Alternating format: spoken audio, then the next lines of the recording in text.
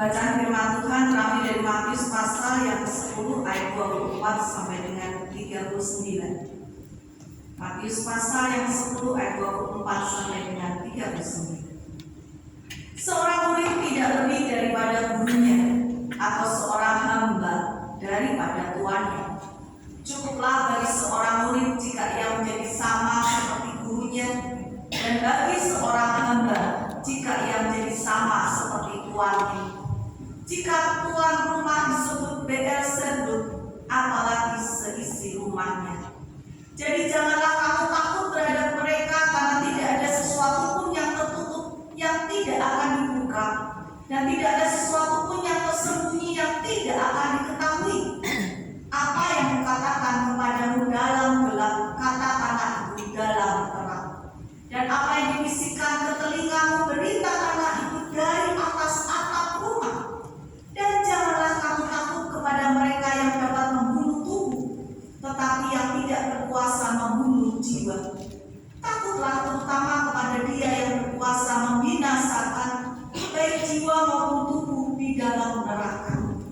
Bukankah burung pipit dijual 2 ekor sepiring, namun seekor pun daripadanya tidak akan jatuh ke bumi di luar kehendak Bapamu.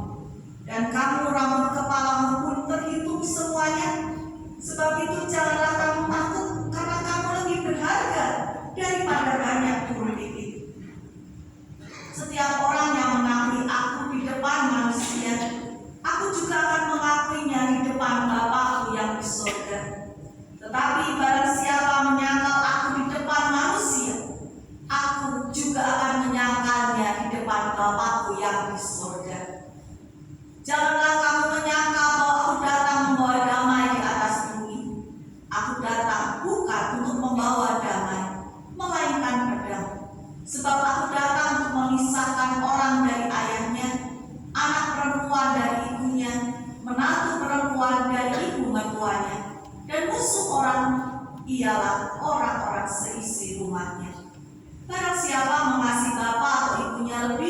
daripadaku, ia tidak layak bagiku.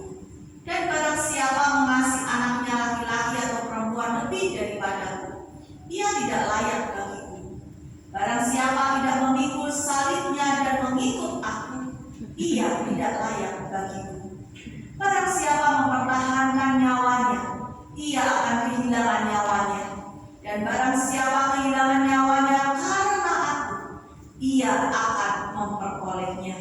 Berbahagialah mereka yang mendengarkan firman Allah dan yang memeliharanya serta melakukannya. Haleluya.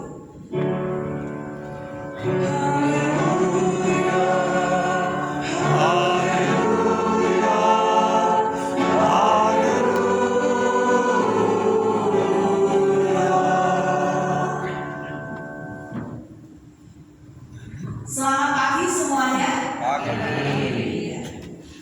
Tema kita adalah bersaksi di tengah penderitaan. Tema ini tema yang tidak enak dibandingkan adalah bersaksi ketika kuasa Tuhan memulihkan, gitu ya. Atau bersaksi ketika mujizat itu hadir dan nyata. Kenapa? Karena manusia pada dasarnya tidak menginginkan penderitaan. Bisa tolong slide berikutnya. Ya. Itulah ya. Seperti kalau ada batu besar menimpa kita, kita akan berusaha semua mungkin mendorong batu itu untuk menjauh. Gambaran itu adalah gambaran kita ketika kita mendapat kesulitan masalah. Kita tidak mau. Kita tidak mau hidup kita susah, kita tidak mau hidup kita menderita, kita ingin nyaman sebaik mungkin, seenak mungkin. Pengalaman saya juga sama ya. Ketika saya sekolah, lulus SD, apa yang terjadi? Saya punya cita-cita. Saya punya cita-cita untuk sekolah di sekolah X. Kenapa? Karena saya dengar kalau di sekolah X itu pelajarannya tidak berat. Ya. Tapi apa yang terjadi? Papa saya berkata, enggak, kamu enggak boleh sekolah di sekolah X. Tapi dasar saya itu, saya nekat datang sendiri ke sekolah itu, datang dengan uang tabungan saya supaya saya bisa tetap sekolah di tempat itu. Harapan saya, kalau saya bisa keterima di sekolah itu, barangkali papa saya bisa berpikirnya berbeda. Apa yang terjadi? Saya tes dan saya lulus. Saya ranking 1 Bapak Ibu di sekolah itu. Terus dengan bangga saya bawa itu hasilnya, saya bilang, Pak, ini loh Pak, saya ranking 1 loh ya Pak, keterima di sekolah itu. Di situ aja ya Pak ya. Saya berkata, saya bujuk papa saya supaya saya menyekolahkan di sekolah itu. Tapi apa yang terjadi? Papa saya berkata, enggak. Kamu harus di sekolah itu. Dan Bapak Ibu, sekolah itu sekolah, kalau boleh saya katakan sekolah kesengsaraan ya. Dari pagi sampai siang, nanti ada tambahan pelajaran, ada ekstrakurikuler ya. Saya itu pagi pulang jam 1 kurang seperempat, istirahat sebentar, nanti berangkat lagi ke sekolah itu setiap hari. Pulang setengah 6 ya. Tas saya itu saya masih ingat gambarnya seperti galeriknya nginjak permen karet itu. Wah itu kalau isi buku itu sampai pedes ini punggungnya. Lulus SMP saya senang lagi. Saya cita-cita saya mau pergi ke sekolah X itu yang di SMA-nya. Saya daftar lagi dan keterima lagi, ranking 1 lagi. Ketika pendaftaran dari kamu kemarin ranking 1, tapi tidak di sini. Ini ranking 1 ke sini tidak. Kali ini saya berusaha supaya apa saya bisa menambahkan saya ke sekolah itu lagi. Saya bilang ke sekolahnya Bapak itu bimbing. Saya berusaha Pak. Saya katakan demikian. Pulang saya dengan senyum, saya bilang loh Pak, ranking 1 loh Pak. Di situ aja ya Pak ya.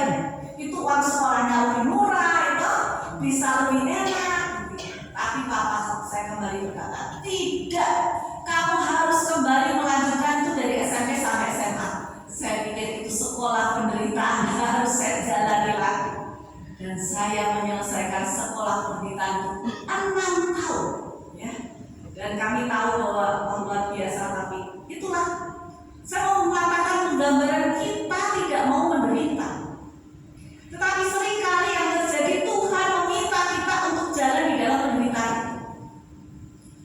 Saya tidak menyebutkan nama ya, di beberapa gereja kalau saya buka di WA gitu ya, wah ada potongan video-video yang menceritakan pendeta X, pendeta Y gitu ya, menceritakan ikut Tuhan itu gampang ya, mengikut Tuhan itu mudah. Kalau kamu ikut Tuhan, kamu akan selalu dipimpin, diberkati, sehat ya. Kalau orang berkata ikut Tuhan itu berat, itu salah.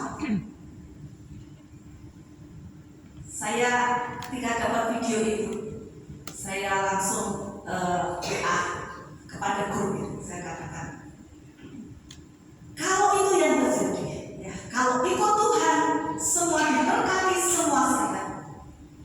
Saya sebetulnya mau menyampaikan, kalau misalnya di sebuah rumah sakit Kristen isinya orang Kristen semua, ya, yang terjadi di rumah sakit isinya orang sakit ya. Tolong pendeta yang bisa menjamin kalau orang Kristen ikut Tuhan sehat, datanglah ke rumah sakit itu, kemudian lakukanlah supaya sekali-sekali rumah sakitnya bisa libur. Ya, didoakan dari kamar perawatan, kamar bayi sampai HCU dan ICU. Siapa tahu rumah sakitnya bisa libur. Kenyataannya tidak demikian. Tema ini sekalipun pahit, itulah kenyataannya. Selama kita hidup, kita bergumul, kita menderita. Dan firman Tuhan yang tadi kita baca juga mengatakan hal yang sama. Tuhan Yesus saja ikut kehendak Bapa saja menderita.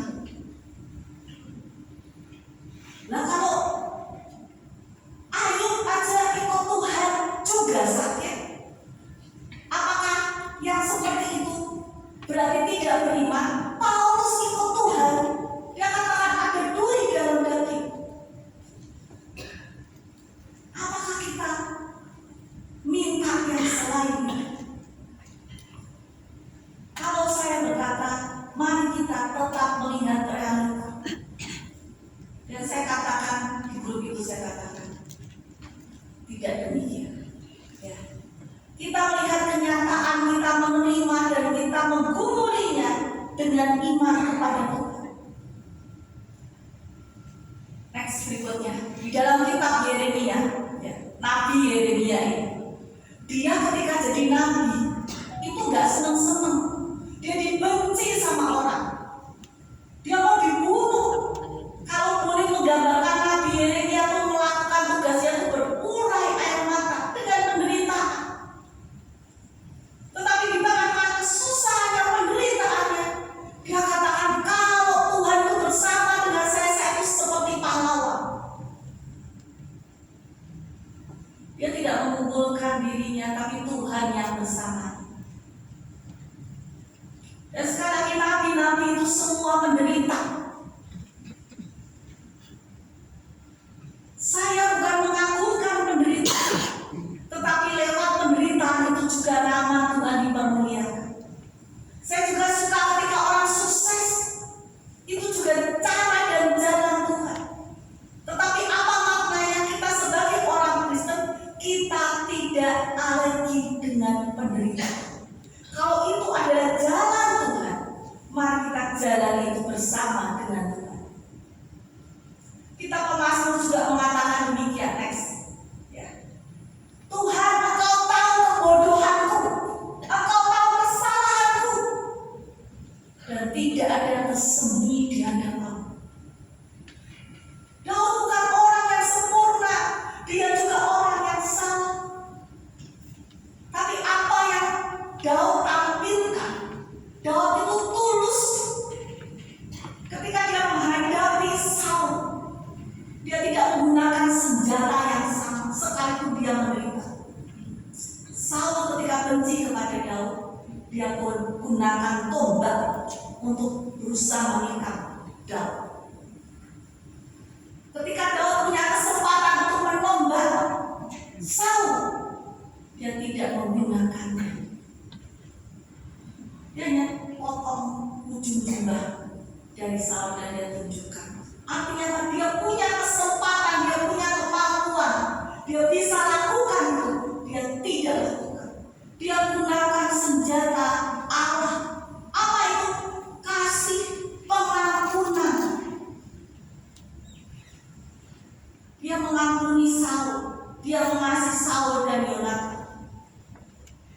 dia buktikan. Dan di dalam kitab Romanes dikatakan, Paulus berseru kepada kita sebagai orang-orang Kristen, lambang Tuhan mati itu sebetulnya lambang ketika orang Kristen juga mati terhadap perbuatan dosa. Dan ketika Tuhan bangkit adalah dia bangkit naik ke surga. Kita juga hidup diminta kita mati terhadap perbuatan dosa dan kita hidup untuk Tuhan. Tuhan berkarya melalui tubuh kita, melalui pikiran kita, melalui perasaan kita, jiwa kita. Dan kita dipakai untuk melakukan apa yang Tuhan inginkan di tengah-tengah dunia ini. Itu tidak mudah. Itu bertentangan dengan kenyamanan kita. Itu ada harga yang harus kita bayar. Dulu kita masih punya perasaan. Kalau disakiti itu juga sakit. Iya. Tetapi firman Tuhan katakan, engkau sudah mati terhadap dosa. Sekalipun kita menderita, kita yakin Tuhan tidak meninggalkan kita. Seperti juga Nabi Yeremia berkata. Next slide. Dan dikatakan jangan takut dengan penderitaan. Sekali lagi, burung pipit di udara, Tuhan tahu. Ujung rambut kita di kepala ini jumlahnya kita tidak tahu, Tuhan tahu. Tuhan menggambarkan rontok berapapun Tuhan tahu. Tuhan tahu stok rambut kita. Saya yakin kita semua tidak tahu stok rambutnya nempel di kepala kita berapa. Kecuali yang sudah tidak ada rambutnya ya. Langsung dia berkata, no Tuhan, soalnya ada rambutnya. Tapi selebihnya itu kita nggak tahu jumlahnya berapa. Mau tipis juga kita nggak tahu. Ditulis satu-satu itu kan nggak tahu.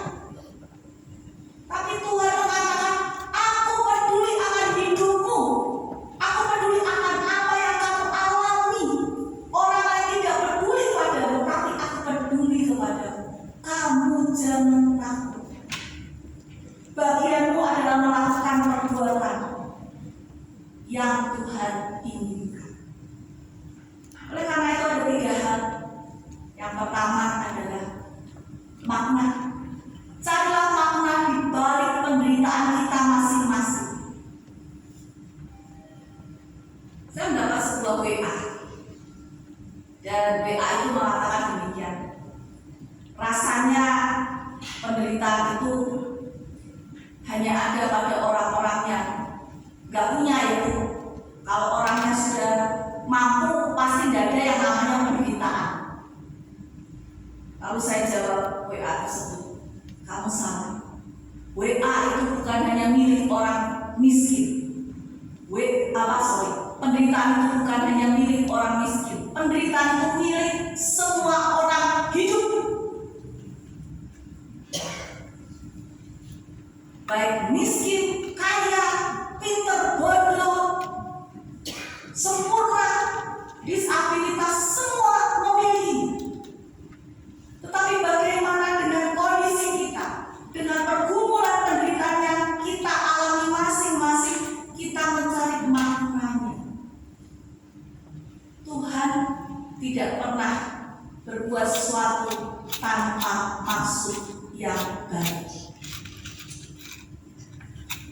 Ketika seseorang WA saya juga dan datang ke rumah, dia mengalami hal yaitu dia ATM, singkat cerita adalah kartu ATM-nya bobol, ya.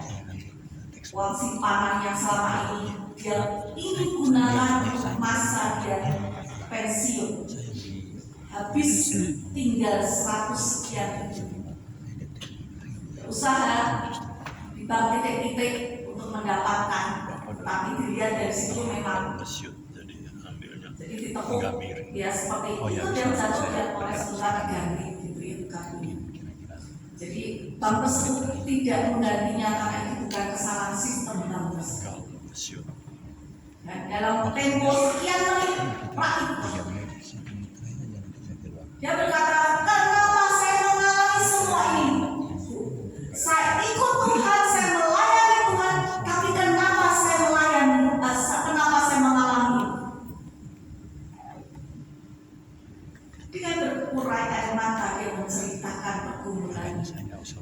ini saya kumpulkan dengan susah payah, tapi hilang begitu cepat. Saya sakit.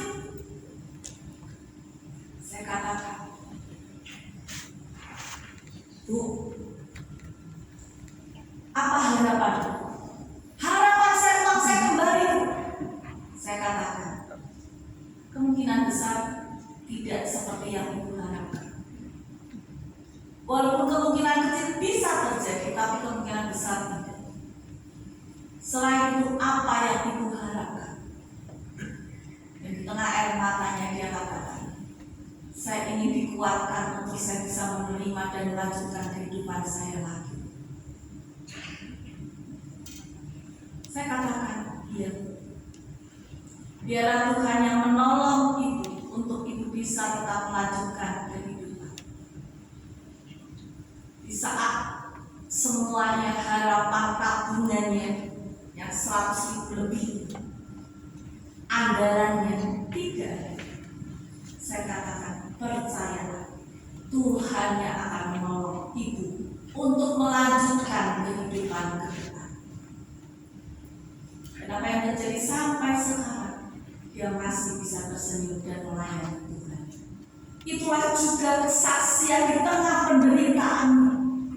Dan dia katakan, Tuhan tidak meninggalkan saya.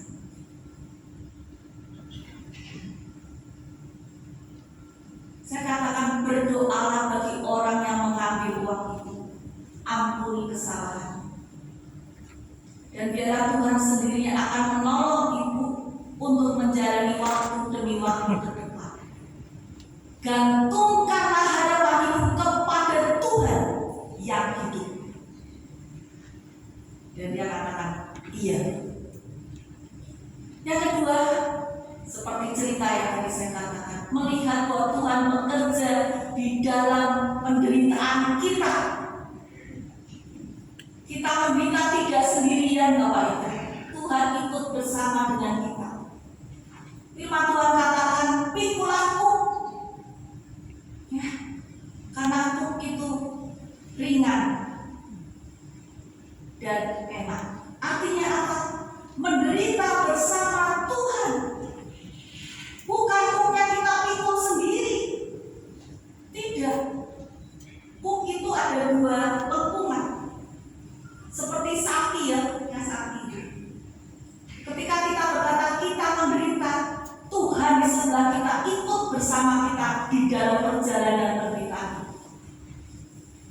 Dan kita akan diarahkan, dipimpin di dalam jalan. Kalau kita menderita karena orang yang bersalah kepada kita, sekali lagi jangan gunakan senjata yang sama yang mereka telah lakukan pada kita. Kalau orang itu marah, orang itu benci, orang itu memfitnah kita, mengkhianati kita, jangan gunakan senjata yang sama seperti Daud terhadap Saul.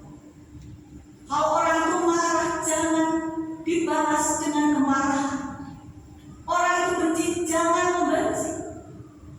Tetaplah mengasihi, mendoakan. Itu adalah cara, jalan, dan senjata yang Allah ingin kita gunakan. Dan yang ketiga, ceritakanlah. Bukan pada saat kita sudah lewat semua penderitaan yang kita sudah sukses baru kita cerita. Tidak.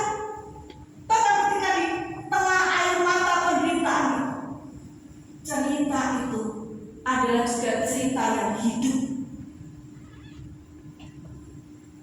Karena sesungguhnya semua orang juga menderita. Tetapi sekali lagi Tuhan tidak pernah meninggalkan kita. Dan cerita kita bisa dipakai oleh Tuhan untuk menguatkan orang-orang yang menderita. Mungkin sama seperti kita, mungkin beda ceritanya. Tapi percayalah, apa yang kita lakukan dengan tujuan memuliakan nama Tuhan akan Tuhan pakai dengan cara dan jalan. Oleh karena itu, mari kita semua menjalani hidup ini. Kita sebagai anak-anak Allah, kita menggunakan cara hidup yang seperti Allah ingin kita lakukan. Dari makin hari waktu kita bukan makin panjang, makin pendek Bapak Ibu. Tapi biarlah hari-hari ini adalah hari-hari yang indah, di mana kita dipakai oleh Tuhan sekali lagi sebagai alat bagi kemuliaan nama Tuhan. Iman kita semakin lebih kuat menghadapi berbagai macam hal yang terjadi dalam hidup kita.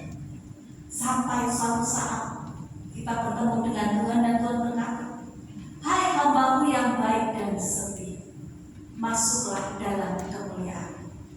Biarlah perjalanan hidup kita adalah perjalanan yang sekali lagi Tuhan sertai, Tuhan yang menolong kita semua.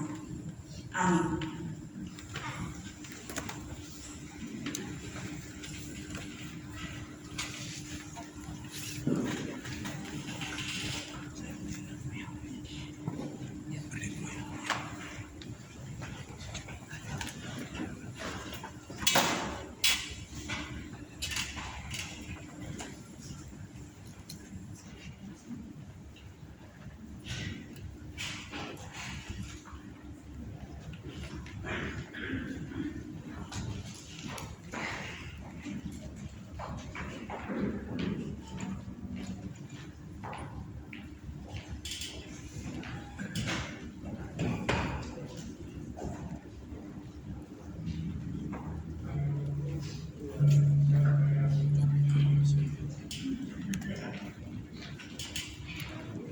Saya nggak usah pegang, saya lihat teks bapaknya.